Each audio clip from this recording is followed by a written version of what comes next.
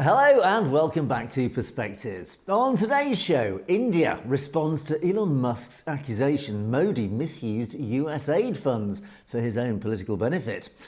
And amongst the deportees from the US landing at Amritsar, it turns out the Sikhs amongst them were forced to remove their Dastaars. Modi welcomes the Emir of Qatar, but will they be discussing the shockingly dangerous conditions Indian workers face in Qatar? And as the third anniversary of his deeply suspicious death passes, we pay tribute to Khalistan campaigner Shaheed Deep Sidhu.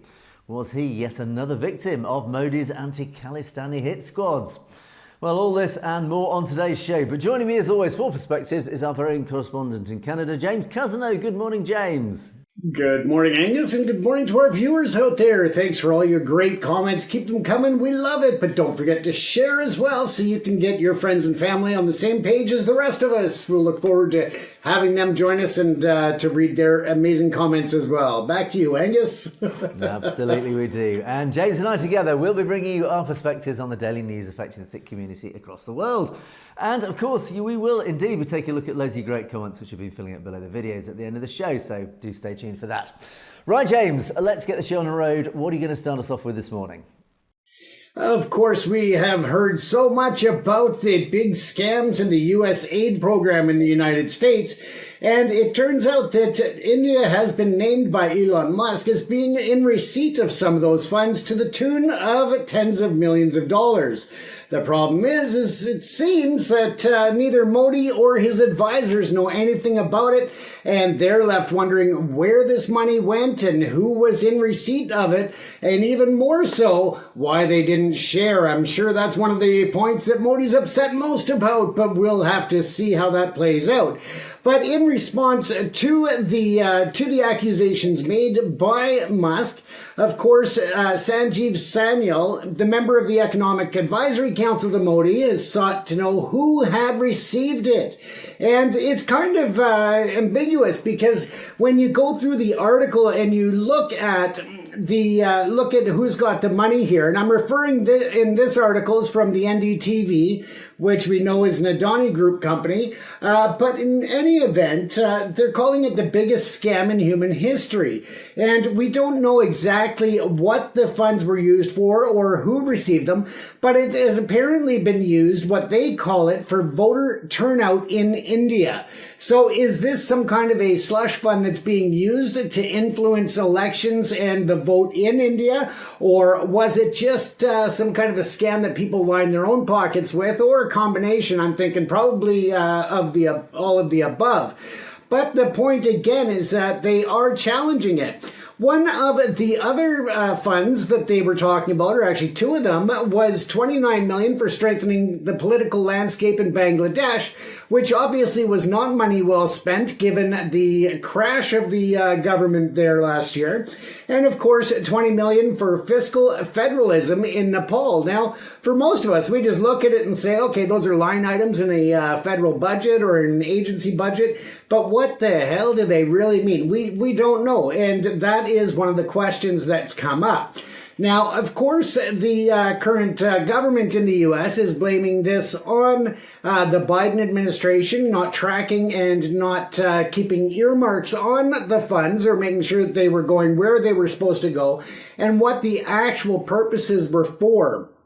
Now, India has gone on to make accusations that they do feel that this could have been an intentional move by certain individuals to influence the government, including that of George Soros and his organizations that work within his realm and that he has control over.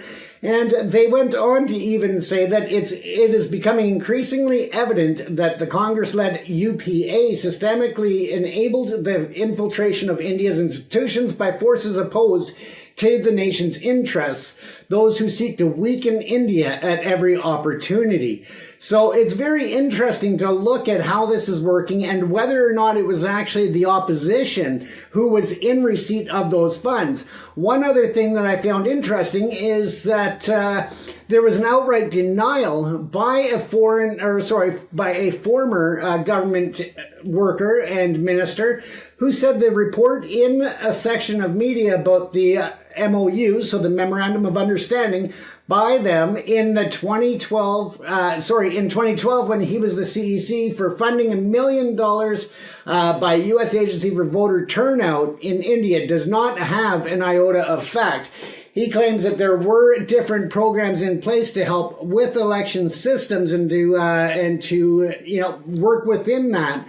However, he says that there was absolutely no money to be traded or that was even offered for that it was just a consulting service to help with elections. But I found it interesting that he's referring to 2010 to 2012 as the fiscal year. So we're going back some time, and that would actually be pre-Biden, pre-even the last Trump administration. We're looking at the Obama administration at that point. So it's just interesting to see how they are stating that money is going out. They're blaming it on previous government. And to a point, yes, and I do believe that there needs to be further information, though, if you are going to make accusations to people being corrupt in the India system, then, that is not something that is unheard of. We know there's a lot of corruption there, but I would like to see even more focus on when was this money apparently or allegedly given and who was it that received it. I think there's a lot of information that's being overlooked when it comes to the potential corruption, fraud, and even theft of monies from the USAid budget, Angus. Yeah, this is actually a very interesting story, and I think it brings in a lot of really important elements here, particularly from just a simple geopolitical perspective. Most countries in the developed world, the UK included, do send an awful lot of money overseas to nations of the third world, as we call it, rather patronisingly. But that is, it's under the guise of charitable works. In reality, all it's doing, it's usually, there is an agenda at play behind this foreign aid, as we call it.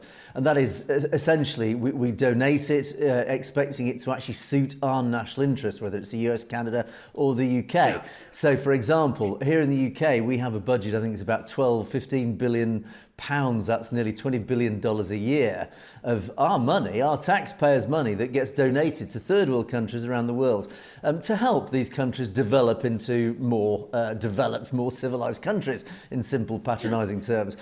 In reality, they say, in fact, no, they don't say this, but the sub-agenda is that it is designed to improve these countries so that they cease to be a threat to our own national interests. They actually align with our interests. They become allies. So in theory, the USAid really is basically this. It is sent to these countries with the agenda of, on the face of it, it's for charitable works. In reality, it's actually to influence local something, to align it to the interests of the donor rather, in other words, the United States. Now, unfortunately, what this does mean is it is open to abuse from all sides. And firstly, there is an awful lot of money, and I mean huge amounts of money that are channeled from the US, from nations like the US. Canada is no exception, certainly the UK. That's right. We donate an awful lot of our own money, our taxpayers' money, to countries like India. And the madness of this, just to put this in context, the madness of this is that all our countries, including the UK and Canada, and certainly the United States to the world's largest degree, we are borrowing money to then give it to these countries. Let that sink in. We are so in debt in our nations. We don't have this money. So we are borrowing this money to then give to countries like India. That madness, that economic madness is just unbelievable. But anyway, that's a side issue. What is interesting though, of course, India specifically. This is a lot of money. Where is that money? Who knows? And we've had this problem here in the UK. As I say, we dish out something like $15 billion, $20 billion a year to all these nations, African nations. And this money disappears. This money, a large percentage a large percentage of it is unaccounted for. We actually don't know where it goes. We do, really. A lot of it goes into the back pocket or the Swiss bank accounts of the ruling elite of many of these nations. There's no question about it. But we continue to do this. And I have to say the British public, and I'm sure the US and Canadian public probably are aligned with this, we scream on an annual basis saying, why are we doing this? Why are we borrowing money to give it to African dictators to fill their bank accounts? These guys end up as billionaires.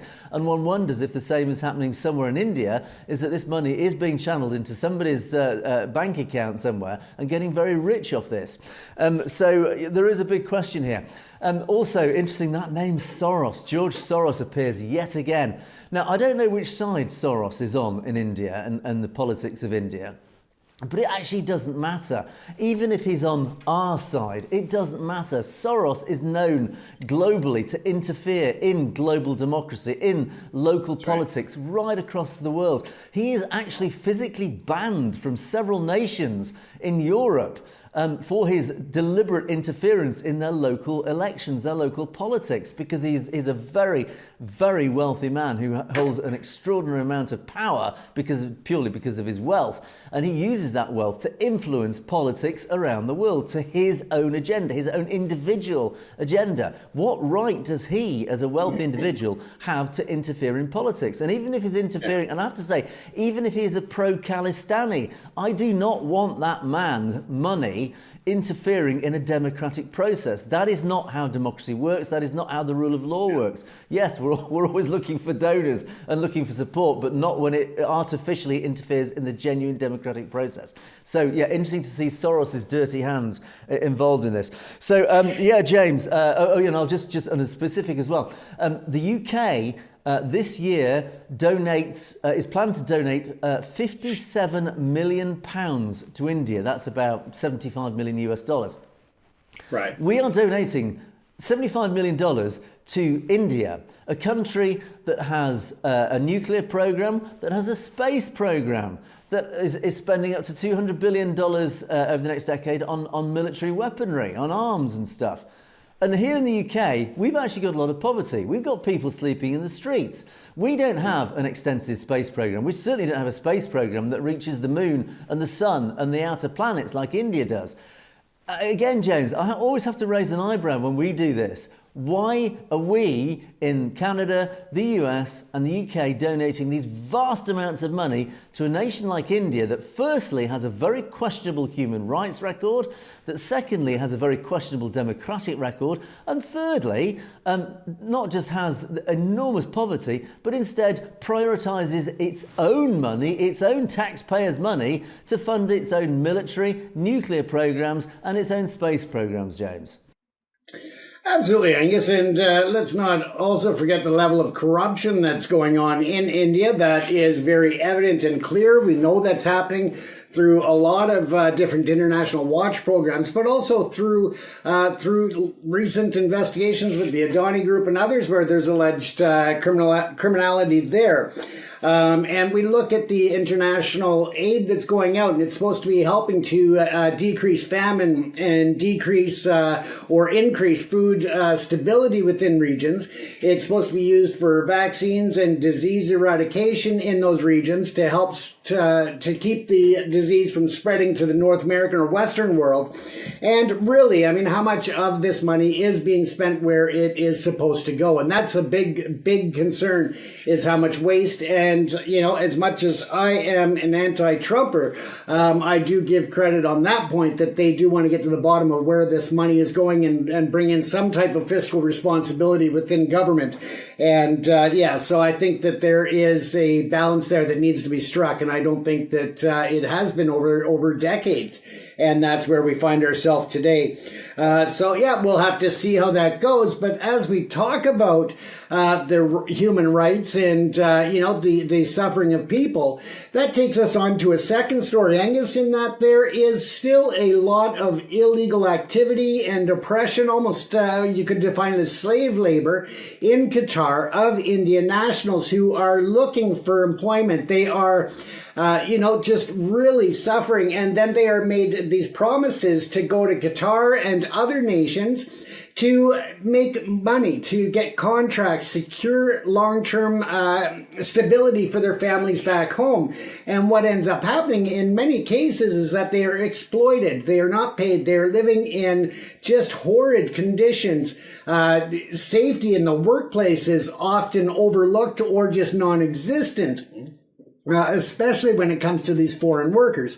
And we've talked about this time and time again, but here we are with Modi now, yesterday receiving the Emir of Qatar at the airport, and it was not just a welcome to India. There was much fanfare. There were performers out on the tarmac. There was a massive military presence to, just really showboat. It wasn't about security. It was more about showboating and putting on this ceremony to welcome the Emir. And that is all fine and good if they're actually going to address some serious issues. Now, of course, Qatar has been providing India with a lot of natural gas and other resources in that market. So they are very important to India. And I have no doubt that over the next 2 days that the Emir is there, they will discuss a lot of important trade issues and such.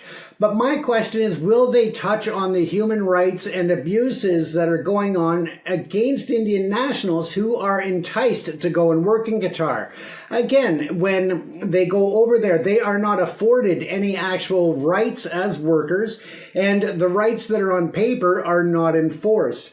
We do know that Qatar has, along with several other nations, made some leeway and headway in making it better, but they are such a far cry from where they should be as a very wealthy, oil-rich, and resource-based economy that they should be treating the foreign workers with dignity, with respect, with honoring human rights, with making sure that they get paid. I mean, even the simplest things, Angus, that when they go over to Qatar and then they can't even get paid, or they're paid, 10 cents on the dollar, so to speak, as to what they're actually owed. So it is really a unfair position to put the workers in. If the workers do complain, then they get fired or worse. And then, of course, they get nothing. And that is when you are living in such poverty as their families back home in India maybe, they take whatever they can get. And they know that 10 cents on the dollar is more than they're going to get even if they are back in India. So it is a really tough position to put them in. It opens it up to, essentially human trafficking, slave labor, and just absolutely no controls on that. So once again, we know that they are working on the bilateral relations for trade and development for Qatar, as well as, of course, we know that Modi has been on a whirlwind of international visits and hosting international leaders so that they can build their trade. And again, where is all of this trade money going to? Well, I can guarantee it's not going to the farmers in Punjab. I can guarantee it's not going to those who are living in shanties and makeshift villages along the river that are getting bulldozed. So we need to really step up and speak out. And of course, we know that Qatar did host the FIFA World Cup in 2022, and that's when a lot of the abuses came to the world stage in terms of highlighting it and people understanding what was going on and how they were being abused. And the one other point is that they had what they called the kafala system, and that until recent reforms, that was in place, and it tied a worker's legal status to their employer. So if they were being abused by one employer, they couldn't quit that job and go to another without permission of that employer, or they wouldn't have documentation the employer would hold that. So they couldn't leave Qatar or the other nations that I'm referring to. And let's face it, North America, like Canada, the US, and probably in the UK, also takes advantage of foreign workers. And that is not acceptable either. So I'm not going to sit here and say that we are innocent as Canadians or others in the Western world, because it is the same thing. It happens, and it's about safety. It's about, disease. It's, when you look at oxygen masks or fire retardant gear or whatever the case is, high altitude safety harnesses. You know, it's just not there for those who are considered replaceable by these employers. And it's just disgusting, Angus, that the human life is valued so little to these people that it's all about the money over the person. And I mean, you know, that is the principle in most Western worlds, but at the same time, this takes it beyond, you know, to a whole new level. Yes, it does. And I have to say, I've had sort of personal sight of this. I used to spend a lot of time working in the Middle East, in the UAE particularly. And there, exactly the same issue. In fact, I did work in Qatar for some time, and again, saw it firsthand. And I did actually have several wonderful Indian colleagues, actually, mainly from Kerala state, but they used to tell me these horrific stories of the conditions that these particularly lower caste Indians used to suffer, particularly on the construction sites. I mean, again, you're working in awful conditions. I mean, you were working in 40+ degree heat, you know, enormously uncomfortable conditions, but also extraordinarily dangerous conditions. The health and safety standards and regulations on these sites are just non-existent. I mean, they just pay lip service to it. So it is a regular occurrence that Indian workers are either killed or suffer life-changing injuries on a regular basis. It's absolutely appalling. And unfortunately, these tend to be the lower caste Indians. And this, again, just does really highlight this sort of difference between the Sikh community and the rest of India, but particularly the Hindu community, who still structure their lives around this caste system, which ensures that there are those, and particularly the majority, remain in the lower caste and remain essentially kept down and in poverty. It is very hard for them to break through those barriers to improve their lives, to get essentially less poor and actually improve their quality of life. They are kept at these low levels, which means they have absolutely no control over their own lives, and they are used as assets. They are used by the wealthy to build their wealthier lives. And that is what happens certainly in Arabic countries like Qatar and the UAE, where they, with all due respect, they just don't care. They're just cheap workers from abroad. And the populations are enormous. I mean, the numbers that we're talking, I think in the UAE, it's something like 38% of the demographic in the UAE is from India. And most of those are the poor, lower caste Indians working on these construction sites. Likewise in Qatar, I think it's something like a quarter of the population are these Indian workers. And of course, most of them are living in dreadful conditions, which I have seen firsthand. It is absolutely shocking for someone coming from the West to see the conditions they live and work in.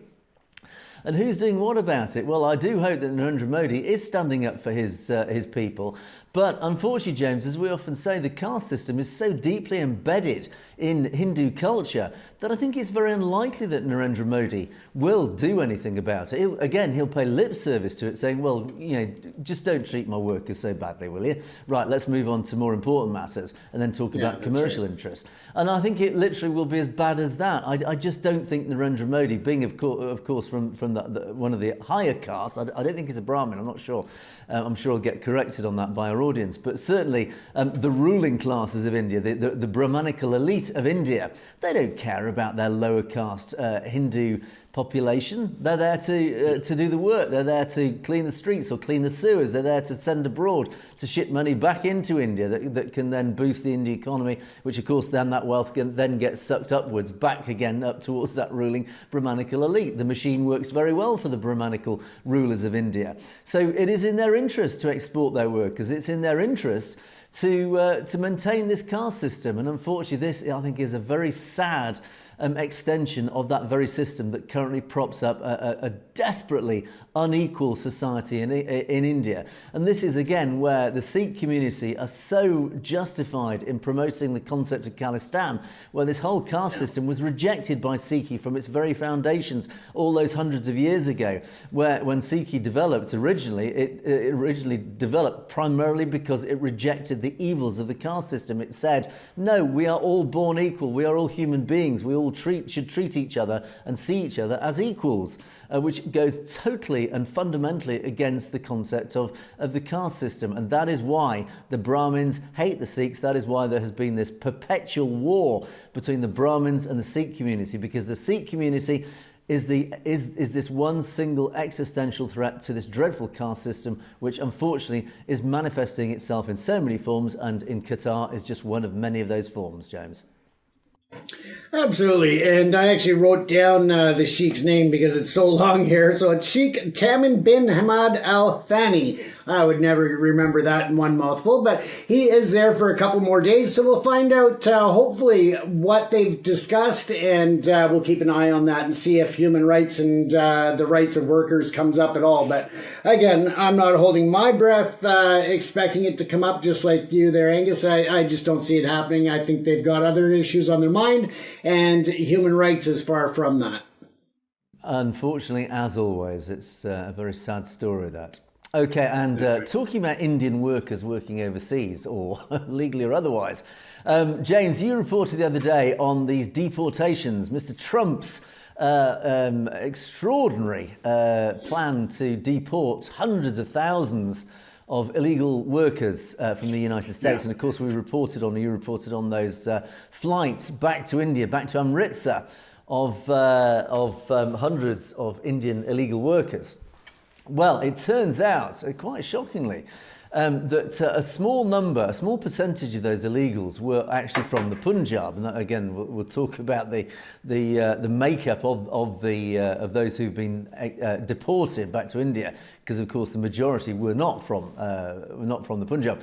But it turns out, unfortunately, that a lot of these Sikh workers, in fact, all the Sikh workers who were deported from the US, had their Dastaars forcibly removed.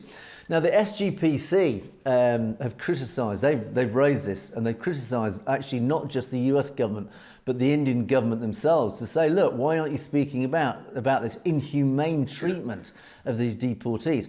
Now, apparently, based on new orders from Donald Trump, dozens of these migrants into the US were detained, they were chained by hand and foot to seats for over 40 hours, and then stripped of their Dastaars, their turbans, during the process of being flown back to India. Now, an SGPC official questioned why Prime Minister Modi has not raised this with counterpart Trump when visiting the US this week. Certainly there's no reports that this was mentioned. Many also believe that India is actually taking advantage of this whole situation just to push this general anti-Sikh sentiment at every opportunity. Now, we had the Indian media publishing this fake news, as we reported about, of the ICE raids on the Gurdwaras across the United States. Turned out that was complete and utter misinformation. And again, that was certainly leveraged by the Godi media and the right-wing Hindutva media to tarnish and undermine the Sikh community. Secondly, many have questioned, of course, India's decision to have these planes landing at Amritsar airport. Why? Again, very suspicious, when, of course, it turns out that the majority of deportees were not from the Punjab. Most of them actually were from Gujarat, the same state as Mr. Modi and Ashok Shah and others. So why on earth did it land in the Punjab, or these flights land in the Punjab? Again, very suspicious. And it turns out, finally, Punjab police, when these flights arrived, one of the flights arrived, they arrested 2 of the Sikhs on board as soon as they landed. And their families accused authorities and this apparently waiting media circus, yes, the Godi media were waiting there with all their cameras, of using these 2 men as scapegoats to solve an open murder case. And of course then push this narrative of Punjab being solely responsible for exporting criminals to the West. In other words, again, a very, very suspicious situation where, first of all, the flights land in Amritsar, very questionable. Why Amritsar, why the Punjab, when actually most of the deportees weren't from the Punjab? But again, it implies it's trying to send this message out to the West. And of course, the cameras are there reporting it, that, they're all criminals from the Punjab who are fleeing to the West. The problem's in the Punjab.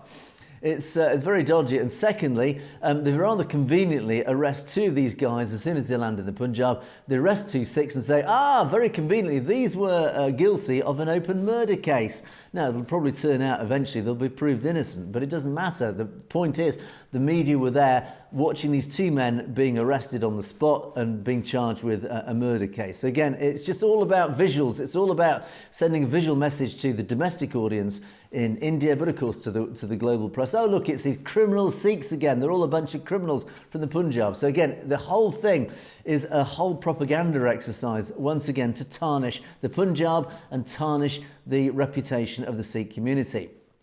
Now, there's been a lot of reports about a lot of this in the press, and one of the reports, the SGPC, of course, did act very quickly after this. They made various quotes to the press. Apparently, when these flights did land and these gentlemen had their Dastaars removed, they did provide, the SGPC provided turbans to the deportees, and the former General Secretary, Gurcharan Singh Grewal, expressed his disapproval, labelling the deportation of Sikhs without turbans as what he said a serious affront to their religious identity. Of course, it's a very, very controversial thing to do. And during his meeting with US President Donald Trump, Prime Minister Narendra Modi should have raised such concerns, said Gurcharan Singh Grewal. If the Indian government does not take action, the SGPC will address the issue directly with the US government, he said. And Bikram Singh Majithia, leader of the Shiromani Akali Dal, also condemned the US authorities. He criticised the Punjab government as well for failing to address the issue, stating, oh, it's here we go again, Bhagwant Mann once again failing in his role. Bhagwant Mann and his ministers are more concerned with gaining public attention on the deportation of youth from the US, yet shockingly and shamefully they remain silent on the matter of bringing Sikh youth back bareheaded without turbans. Not a single word about that issue. And as part of its support, the SGPC organised Langar at Amritsar Airport for the deported Indian nationals. Once again, the Sikh community at the front providing help and sustenance. They ensured that the Sikhs who had been returned without turbans, of course, received new ones. So well done for the SGPC. Now, amongst this situation, the case of Jaswinder Singh. He's a 21-year-old from Pandori village in Mugger district. This was another example of actually what this, this turban issue, this Dastaar issue. His story was that he illegally crossed the US-Mexico border earlier last year. And he said as soon as, it was actually this year, it was January this year. And he said as soon as he was detained and taken to the detention centre, they asked me to remove all my clothes, including my turban. I and other Sikh youths asked them to at least return our turbans, but they refused. And the US authorities said, look, who then will be responsible if any of you hang yourselves to death? So that's why their turbans were removed.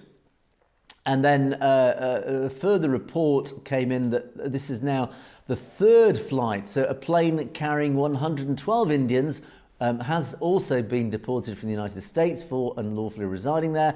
Again, it landed in Amritsar on Sunday night. And this was the third arrival in just 10 days as part of this crackdown by Donald Trump.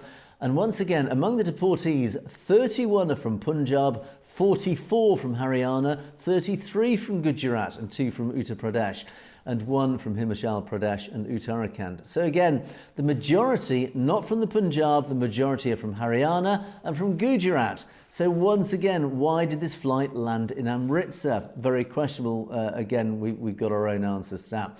So there's lots to take away from this. Firstly, again, it's all part of this sort of anti-Sikh agenda of the Indian government, which we talked about at great length. There's an interesting element to this, though, and I have to say, to play devil's advocate, as we call it here, the US authorities remove the turbans actually to, this is a standard procedure in law enforcement, and it happens all over the Western world by law enforcement. If you're arrested and put in a jail cell or detained for whatever reason, anything that you could use to commit suicide is removed from your person. That includes shoelaces, belts, obviously because they are trying to protect the individual. They don't want that individual that they have detained to die in their custody for their own protection, because quite often these individuals may be mentally disturbed, they may be suicidal. So they have this legal obligation and this moral obligation to try and prevent any individual that they're detained from committing suicide. And that is why they removed the Dastaar, because, of course, the Dastaar can then be used for an individual to hang himself. So that is a very, very difficult situation. I don't know what the answer is to that one. Of course, I totally understand the US authorities having to do this to protect those individuals that they are detaining. But, of course, it is a deeply religious offensive act to do that to a Sikh, to remove the Dastaar. Wow, James, there's a moral minefield if ever I heard one. That is a tough one because, yeah, they have a certain responsibility to every person in custody to make sure that they're safe. And let's face it, the U.S. government does not have the ability and the finances to protect every inmate as well as they did Jeffrey Epstein. There's another story. But at the end of the day, without making light of it, it is a very serious issue. And where do you cross that, or where do you put that line between human rights and religious freedom, as opposed to personal safety and liability? So it's a tough one, Angus. But yeah, I do think that there has to be some type of, maybe the prison systems can look at some type of a one-piece head covering that can help find some middle ground. I don't know. Yes, indeed. And I think in one of the other reports I read, and I haven't got it in this report, but they did say that I think one of these individuals did manage to find something, and I forget the Punjabi word, but it was almost like a temporary turban. I'm sure our audience can advise me what that would be called. I think it was just a piece of cloth or something that they managed to get hold of, which of course it couldn't then be used to hang themselves with. So maybe that is that sort of solution, that maybe law enforcement should be providing at least a piece of cloth or whatever could be provided that wouldn't be a threat to their own life, but could at least respect their religious beliefs. So, yeah, I'll be interested in our audience. Let us know your thoughts on that one. That's a real moral minefield, as I call it. Let me know maybe some potential solutions that we could suggest in that situation. An interesting one, but yeah, I think at the end of the day, Angus. At the end of the day, I don't see much of a difference on the allowance of the turban versus the linens that are on the beds. You know what I mean? In terms of the threat threshold to the inmate or the person in custody, immigrants, whatever the case may be. But I just don't see a big difference there, that it would be that much of a safety risk. But I get it on both sides. Yes, indeed. And I have to say, every time I have been in this situation where I've had to cover my own hair, including, for example, the meeting in London, where we were presented with the award, I had to wear something over my head. And likewise, when I visited Gurdwara in Phoenix in Arizona for Langar, and again, I had to wear something over my head. And I think it was just a large piece of cloth. It wasn't a Dastaar, but it was something. And again, I'm sure our audience can provide me with the correct Punjabi term for whatever it was. I must forgive. Please forgive my ignorance on that one, but do let me know what it's called, because maybe that is the solution. Interesting one. Okay, let's move on, James. And yes, over the weekend, it was the sad anniversary of the death of Deep Sidhu. Now, it's very likely over the coming days that there will be a lot of press, a lot of social media coverage of the death of Deep Sidhu. He was a Punjabi actor turned activist who rose to prominence primarily through the farmers' protests in 2020 and 2021, the main the larger farmers' protests that hit global news. And he was very active, very vocal during those farmers' protests. And he then died very suspiciously on the 15th of February 2022, just 3 years ago. And it became the first publicly known death of several prominent Sikh activists in recent years.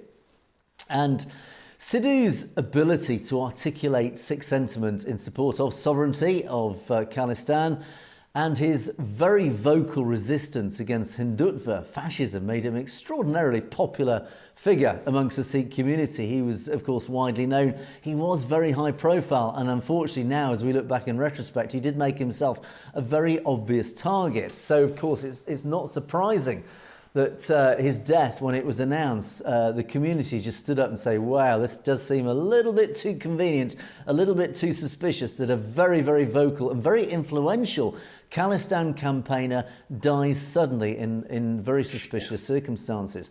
And there was an article written amongst many, I have to say, at the time, just after his death, that did actually highlight a lot of the inconsistencies, a lot of the suspicions surrounding his death. And I'm just going to go through certainly a collection of some of these pieces of information that were highlighted, and I have to thank the Sikh Press Association for highlighting several of these back in 2022. And they said after the death of Deep Sidhu, much of the global Sikh community openly declared that they believed he was murdered by the Indian state because, of course, his advocacy of Sikh sovereignty. And since then, details around his death are furthering concerns about how he died.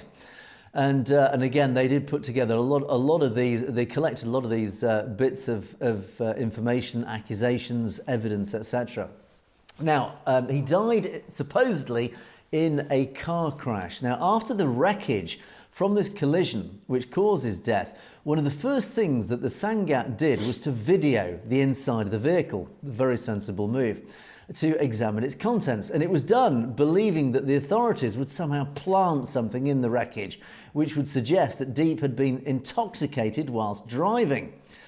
And indeed, Jasser on social media at the time, in fact, the day of his death, he put up on social media, he said, please be mindful of any false narrative that will be put out by the Indian police or government agencies.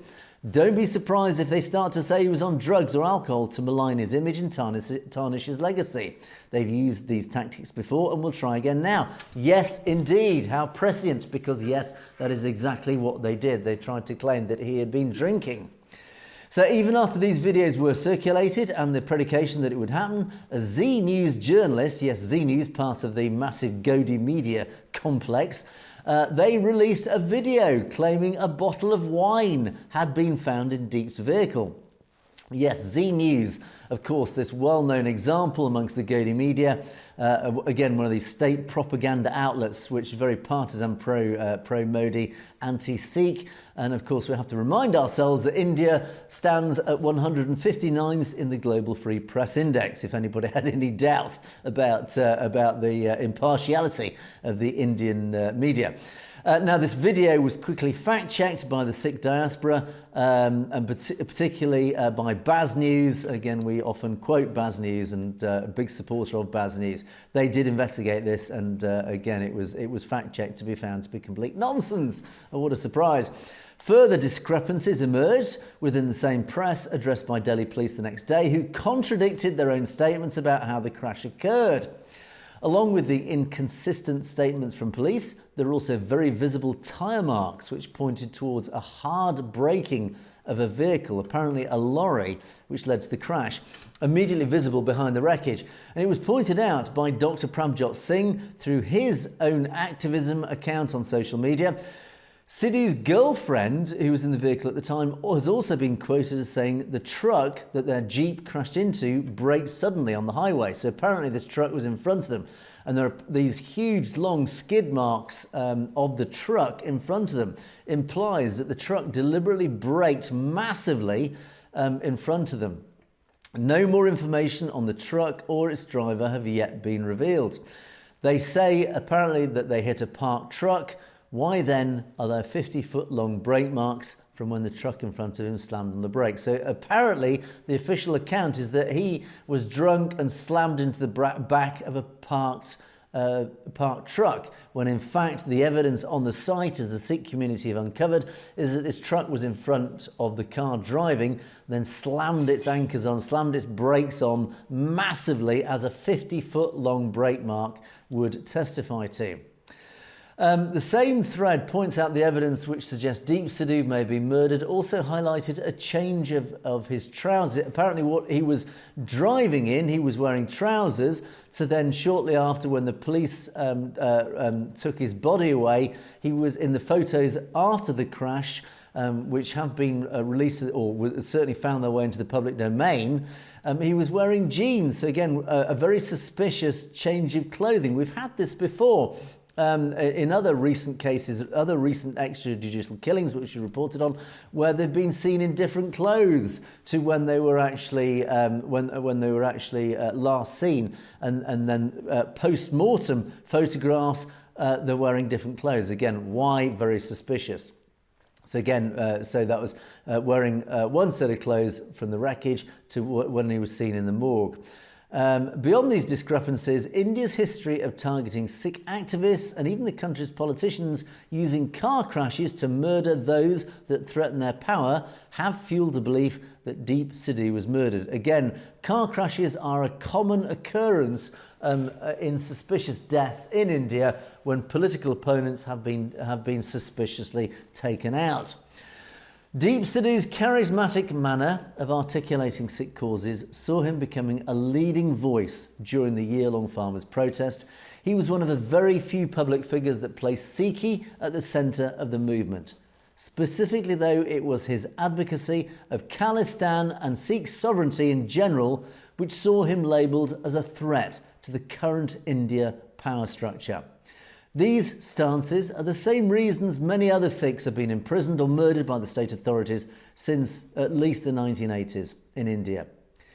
With Deep Sidhu cremated immediately after the crash, any further insight into how he died is obviously impossible.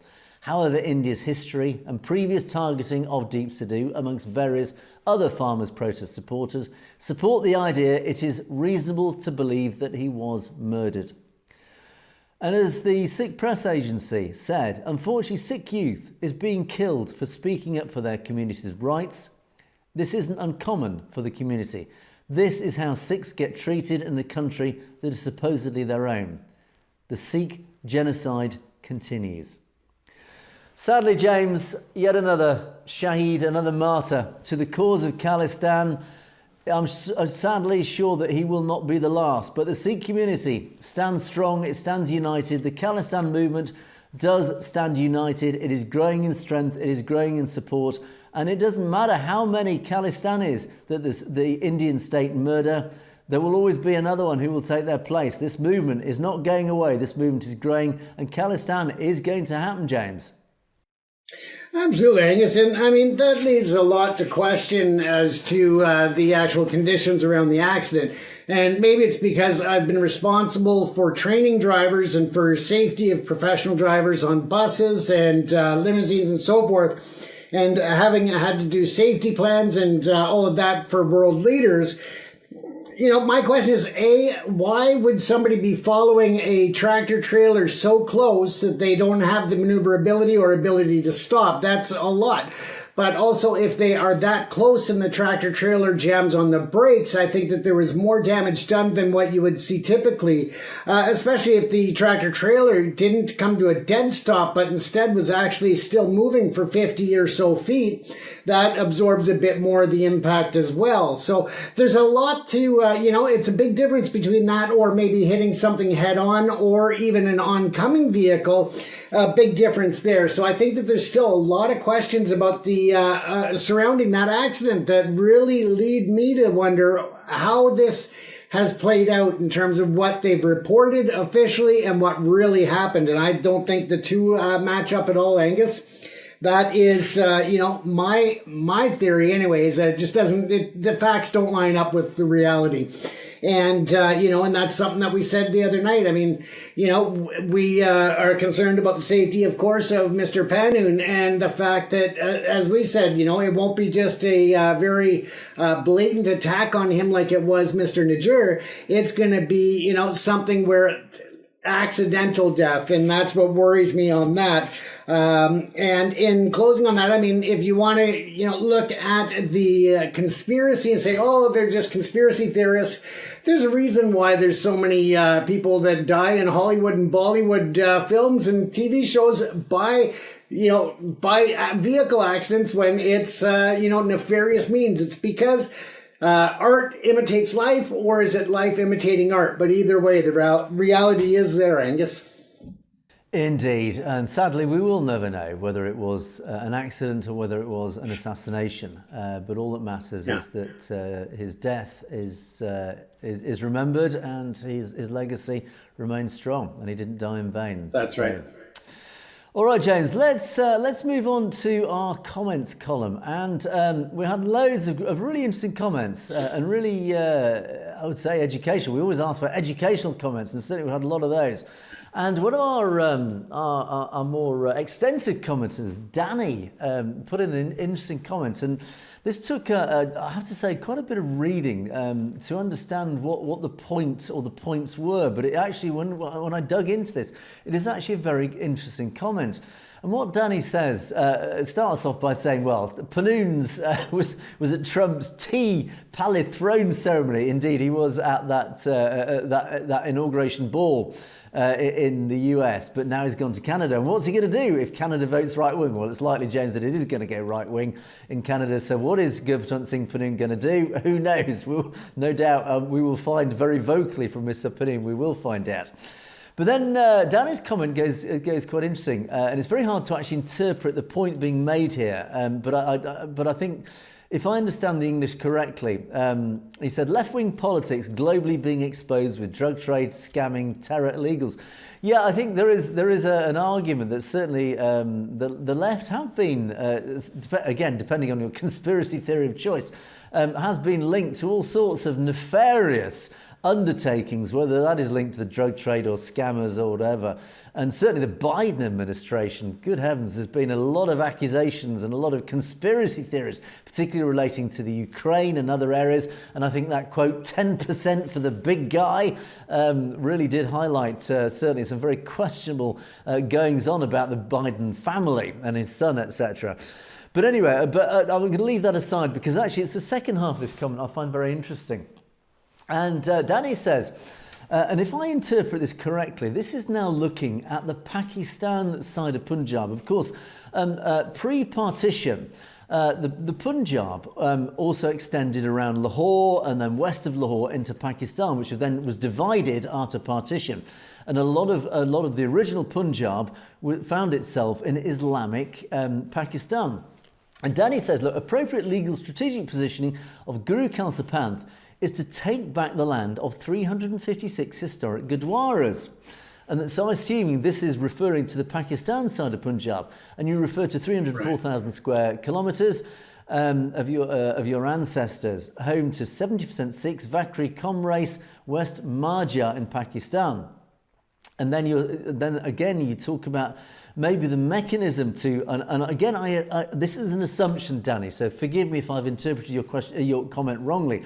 But what I'm assuming you're saying is actually there should be a lobbying, there should be a movement to try and reclaim Pakistan Punjab for Khalistan, as many, in fact, of our commenters have argued, saying, look, the original Punjab and therefore Khalistan should include the original part of Punjab, which extended actually well into Pakistan and actually, in fact, into Afghanistan, if we go back to the Sikh Empire.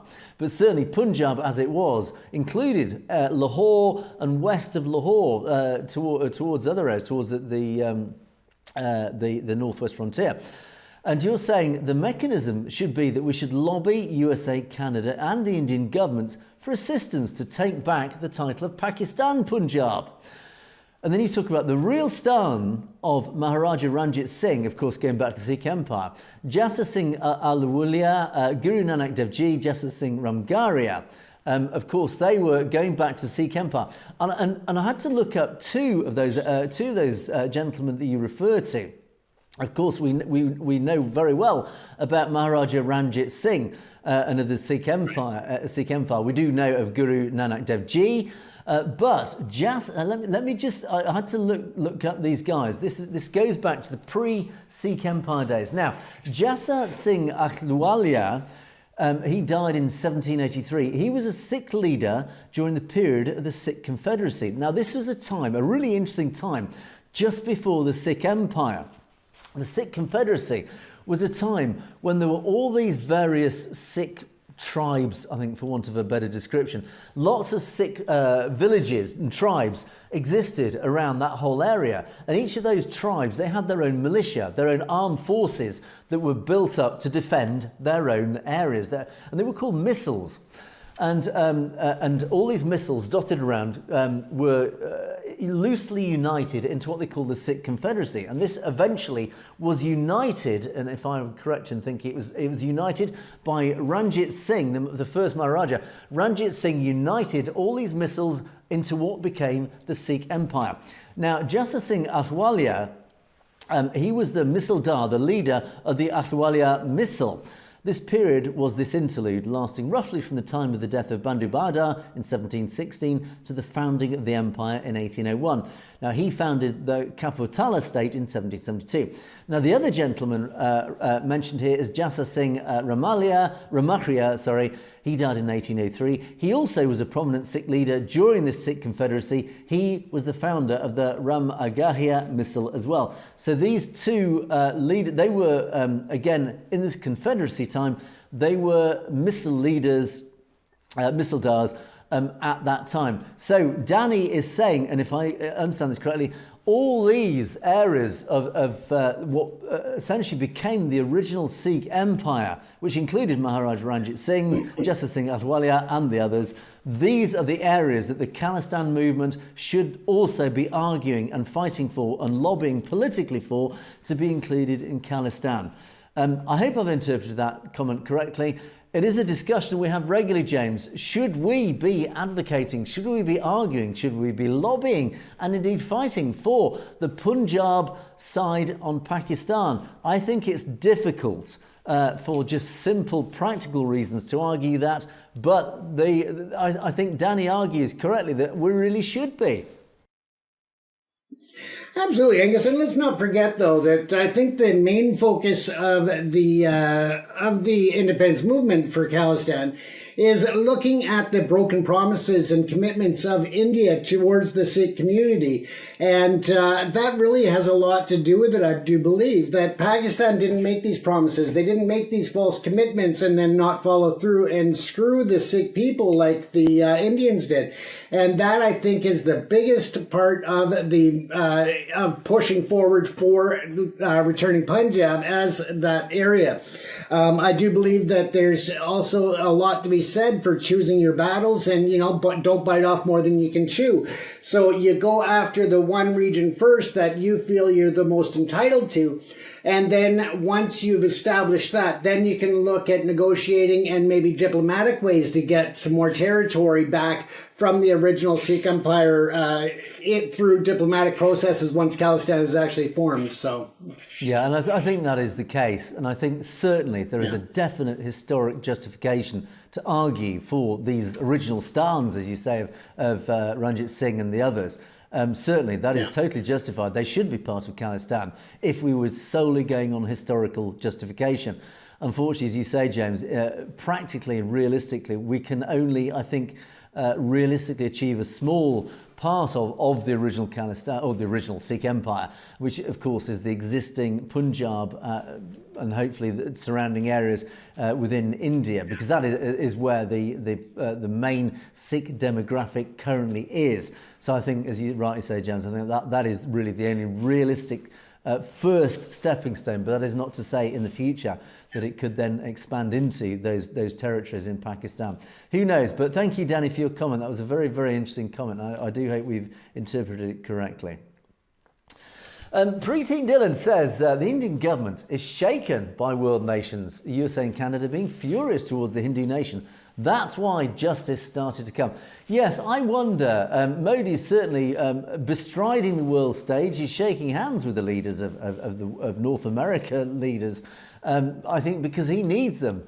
Actually, ironically, just as much as North America and Europe need India. But it's interesting that, as the comment says, justice is starting to come. I don't think it is, unfortunately, in India. It certainly is happening from outside India.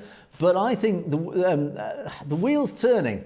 I think Modi is starting to wake up, and I think he is starting to realise that the West is opening up to this concept of Khalistan. I think the West is opening up to the realisation of the condemnation of human rights in India. I think Modi probably is starting to get a little bit nervous, James. Absolutely. Well, maybe so much as looking at the U.S. and the government there, but I don't know that he's really too worried about Canada in the big picture. I mean, after all, we are maybe a large nation geographically, but in terms of our GDP, in terms of our population, it's not as large by any means as as the U.S. or other markets. So I don't know that he is really too worried about us, but at the same time, I'm sure that he is very upset that we keep rattling the cage and keep uniting and calling on other world leaders to get involved to hold him and his government to account.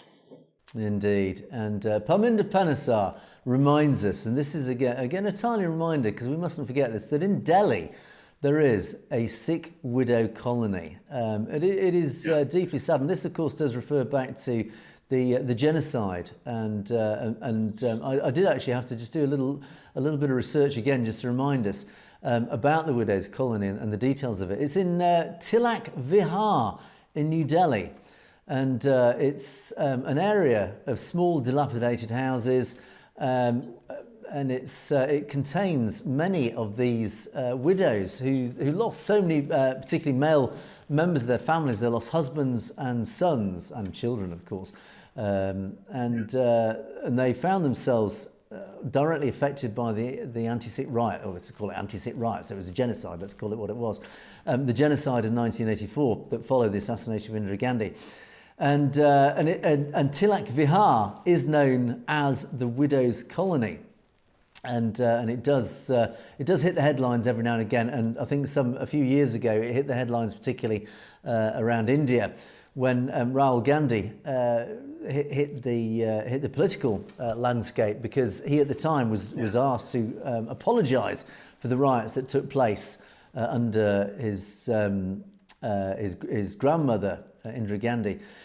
And he refused to apologise at that time. And we are, even on this channel, we've said, look, if you really want to make political headway for Congress now, is apologise, is come out publicly and apologise for the actions of Indira Gandhi at that time, because you might not win the forgiveness of the Sikh community, but at least it does allow at least some to move on, and it does at least atone to some degree for the evils of Indira Gandhi and the Congress Party at that time. So, the widows' colony, it will sadly die out as years pass, but it does remain a permanent, well, not permanent, but certainly a generational reminder of how many lives were directly affected by those dreadful events of 1984, James. That's right. Yeah, and again, it's, looking back at the history of it, but I know that I've touched on the widow colony previously, probably a good year and a half ago at least. So yeah, it's good to bring that up to remind people, because it's something that it hadn't really crossed my mind in quite some time. So I think it's important to really remember all of these situations that have come out of that genocide. Indeed, and in fact, talking of which, Balwinder Singh made a very, very poignant comment, and I had to use Google Translate for this. So apologies if this has been translated wrongly. But for those who don't, I assume this is Punjabi. For those who don't speak Punjabi, this is the Google translation of this comment. I and my family faced a lot of oppression in 1984. Even after 1984, the police tortured them. Today, after 41 years, Sajjan Kumar got any punishment. Even when I remember that time, I get goosebumps. Today, also, I called him an activist and a vagabond because I have learned like this. And I think this comment it really highlights just how many people were directly affected by the terrible events of 1984, whether it was Blue Star, whether it was the genocide later that year, but also the events that followed, those dreadful extrajudicial killings throughout the 80s and early 90s.